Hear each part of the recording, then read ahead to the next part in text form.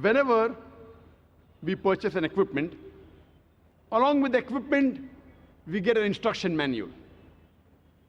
For example, when we purchase a DVD player, we get an instruction manual which tells us how the DVD player should be operated. If you want to play the DVD, put the disc and press the play button. If you want to skip, press the skip button. If you want to stop, press the stop button. Don't drop it from a height, it will get damaged. Don't immerse it in water, it will get spoiled. All these details are given in the instruction manual. Whenever you buy an equipment, it has an instruction manual. And more complicated the machine, the more requirement of the instruction manual. If you allow me to call the human being the machine, I would say it is the most complicated machine on the face of this earth. Don't you think it requires an instruction manual? The instruction manual for the human beings, it is the glorious Quran. The glorious Quran is the last and final instruction manual for the human being. How a human being should lead his or her life is given in the Quran. Imagine if you buy an equipment and if it is in the language you don't understand. And we know today Japan is very advanced. Most of the electronic equipment, they come from Japan. But when we get the instruction manual, we get it in the language we understand. There may be a Japanese instruction manual, but along with it is the English translation. If you buy in India, you also get the Hindi translation. So when you want to understand the equipment, whether it's a DVD player,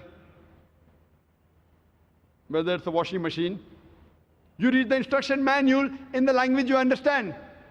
Don't you want to read the instruction manual of the human being?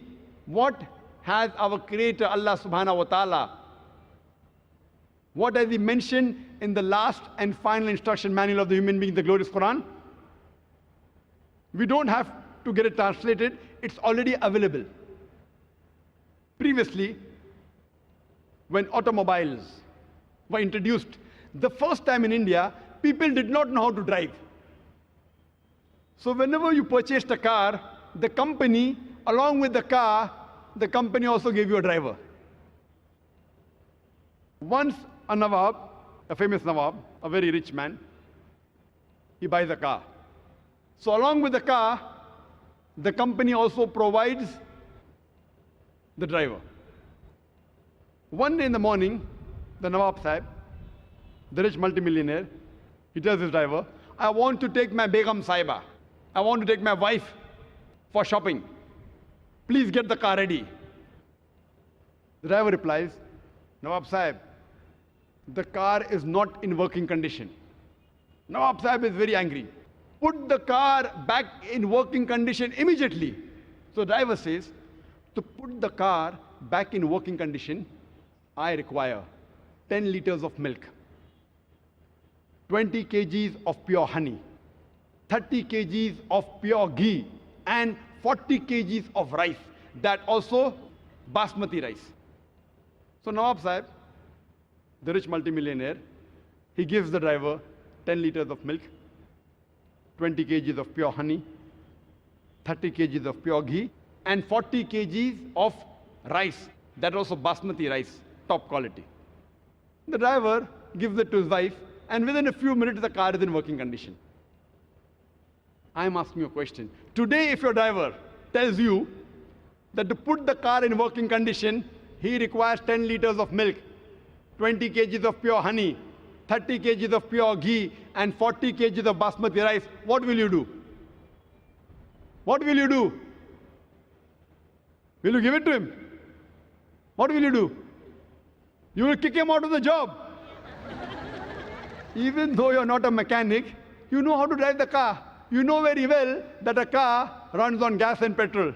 It does not run on milk, ghee, rice. You know very well. Even though you're not a mechanic, you know the basics, how a car functions. Similarly, today, if you know the basic message of our Creator Allah subhanahu wa ta'ala, if you know what our Creator Almighty God has mentioned in His last and final instruction manual, the Quran, no one will take you for a ride. You will understand your deen much easier. No one will make a fool out of you.